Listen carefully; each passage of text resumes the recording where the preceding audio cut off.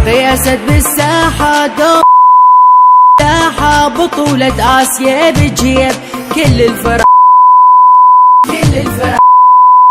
عراقي أبد ما يخسر من اللي يغلبنا ما يقدر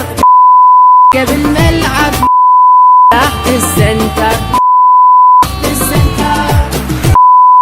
اللي ضدنا هذا الكاس ومالتنا كل الفرق ترجف خوف لأن معروف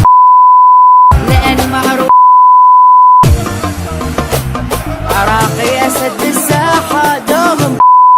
ساحة بطولة آسيا بتجيب كل الفرق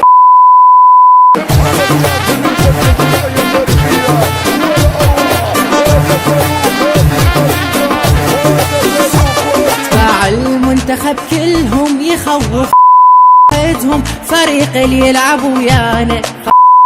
نشلعهم لمسة وباص من نلعب عراقي يونس الملعب الفرق كلها ما تتعب خل تسمعنا كل الناس إلنا الكاس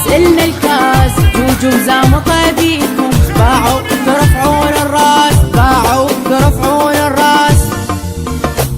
عراقي أسد بالساحة دوم الساحة بطولة آسيا بتجيب كل الفرق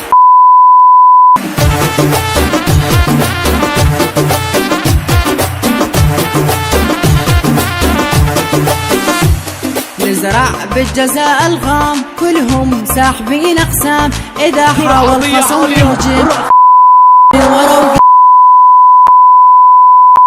مشجعنا أساس صوته فايت بالفرق فوته